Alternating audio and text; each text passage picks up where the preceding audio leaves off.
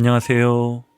이동률 목사와 함께하는 매일 성경 큐티 시간입니다. 오늘 우리가 함께 나눌 본문은 요한계시록 22장 6절부터 21절 말씀입니다. 어느덧 요한계시록의 마지막 장, 그리고 성경 전체의 마지막 구절에 이르렀습니다. 그래서 22장 6절부터 21절까지는 마지막 책의 맨 끝을 덮으며 독자에게 마지막 당부를 전하는 에필로그와도 같습니다. 앞서 우리는 새 하늘과 새 땅, 새 예루살렘의 찬란한 영광을 보았습니다.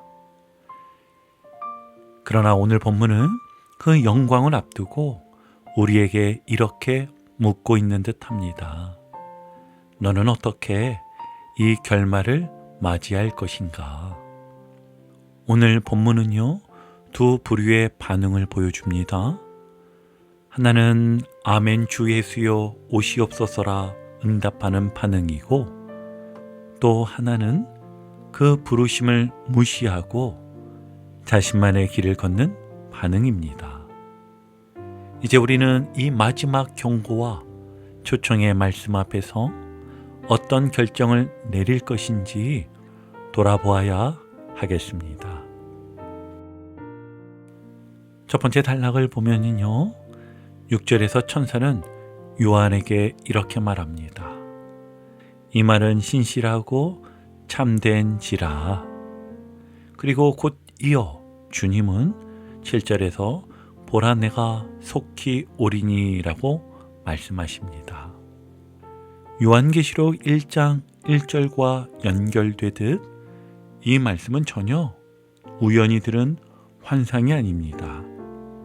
하나님께서 예수님께 주셨고 예수님께서 천사를 통해 요한에게 보여주신 신실하고 참된 말씀이지요. 그런데 이 말씀이 반복적으로 강조합니다. 속히 오리라. 7절과 12절 그리고 20절 총 3번이나 반복이 됩니다. 예수님은 반드시 다시 오십니다. 그리고 그날은 속히 올 것입니다. 언제일지 모르지만 예고 없이 도적같이 임할 그날을 대비하라고 하시는 것입니다. 여러분, 이 말씀은요, 단순히 종말을 알라는 말씀이 아닙니다. 속히 오리라는 말씀은 우리의 매일의 삶에 긴장감을 불러일으켜야 합니다. 게으르게 믿음 생활하지 말고 매일을 마지막처럼 살아가라는 부르심입니다.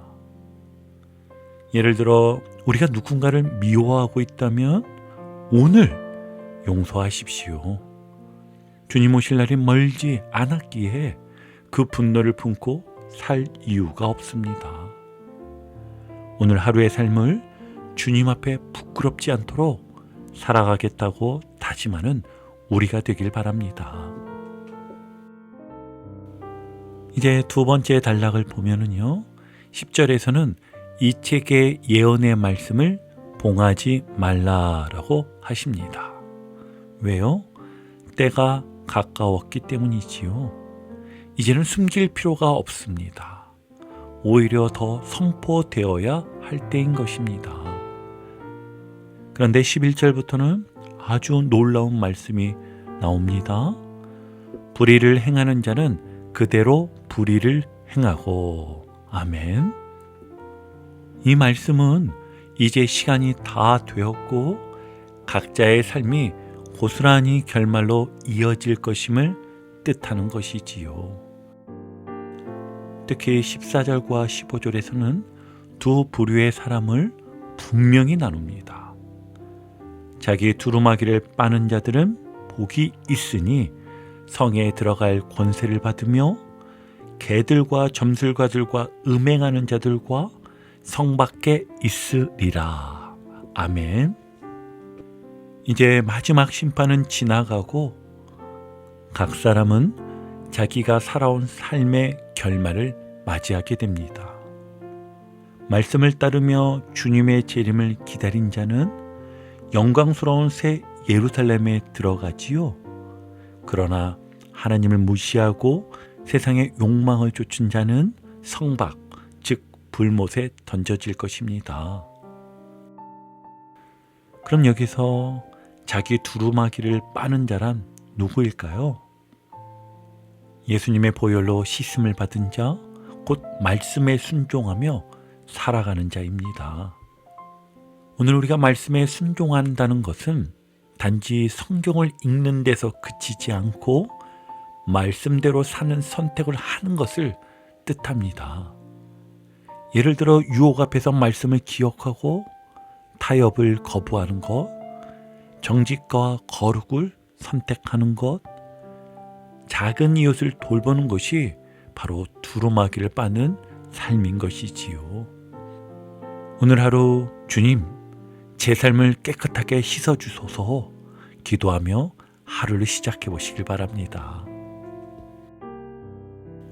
자, 이제 요한계시록의 마지막 장, 마지막 단락인 16절부터 21절은 성경 전체를 마무리하며 하나님께서 우리에게 전하고자 하는 결정적인 결론을 담고 있습니다. 그 핵심은 바로 예수님의 자기소개, 마지막 초청, 그리고 마지막 경고와 축복입니다. 먼저 16절을 보면 예수님이 직접 이렇게 말씀하십니다. 나 예수는 교회들을 위하여 내 사자를 보내어 이것들을 너희에게 증언하게 하였노라. 아멘. 즉, 이 계시록의 모든 말씀은 교회를 위한 예수님의 공식 선언이었던 것입니다. 예수님은 자신을 다윗의 뿌리요 자손이라 말씀하십니다. 다윗의 뿌리라는 것은 예수님이 다윗 이전부터 존재하신 영원하신 하나님이심을 뜻하고, 다윗의 자손이라는 것은 그분이 인간으로 오신 메시아임을 의미합니다. 또한 예수님은 자신을 광명한 새벽별이라 부르십니다. 새벽별은 어두운 밤이 끝나고 밝은 아침이 시작된다는 희망의 징조이지요. 예수님은 어둠 속에서 빛이 되어주시고 새 시대의 시작이 되시는 분이십니다. 그 다음 17절로 가면 성령과 신부가 말씀하시기를 오라 하시는도다. 이 말씀은 참으로 감동적이지요. 성령께서 직접 오라고 부르시고 신부된 교회도 함께 외칩니다. 듣는 자도 오라 하라. 목마른 자도 올 것이요 원하는 자는 값없이 생명수를 받으라. 아멘. 여기에는 네 부류의 인물이 등장합니다. 첫째, 성령 하나님. 두 번째, 신부된 교회. 세 번째, 듣는 자. 그리고 마지막 네 번째, 목마른 자와 원하는 자가 등장을 합니다. 이 초청은 제한되지 않습니다. 누구든지 마음이 있다면 지금이라도 생명의 길로 나아올 수 있습니다. 값을 내라고 하지 않으십니다. 오직 은혜로 값없이 생명수를 받으라고 하십니다. 그러니 이 얼마나 놀라운 초청입니까? 하지만 이어지는 18절과 19절에서는 아주 엄중한 경고가 주어집니다. 이 계시에 말씀을 더하거나 빼는 자에게는 재앙이 더해지고 생명나무와 거룩한 성에서 제외될 것이라 말씀하십니다. 이것은 단지 문자 하나 잘못 붙였다는 차원이 아니라 하나님의 말씀을 자기 뜻대로 고치고 왜곡하며 따르지 않는 태도 전체를 가리키는 것이지요. 하나님의 말씀은 인간의 기준에 맞춰 조종되는 것이 아닙니다. 하나님의 말씀은 있는 그대로 받고 순종해야 하는 진리임을 꼭 기억하시길 바랍니다. 그리고 마침내 20절, 이 계시 전체를 마무리하며 예수님께서 다시 한번 말씀하십니다. 이것들을 증언하시다가 이르시되 내가 진실로 속히 오리라 하시거늘. 아멘. 요한은 즉시 아멘 주 예수여 오시옵소서라고 응답합니다. 이것이 바로 모든 그리스도인들의 마음이어야 합니다. 주님이 다시 오신다는 소식을 들을 때 지금 좀 더 이 땅에서 살고 싶어요. 이게 아니라 아멘 주님 속히 오시옵소서라고 고백하는 것이 성숙한 믿음의 반응인 것이지요. 마지막 21절 성경 전체의 마지막 구절입니다. 주 예수의 은혜가 모든 자들에게 있을지어다.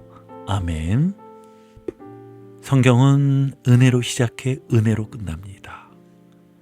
인간의 죄와 절망, 환난과 심판을 지나 오직 하나님의 은혜로 우리는 새 예루살렘에 이르게 되는 것입니다.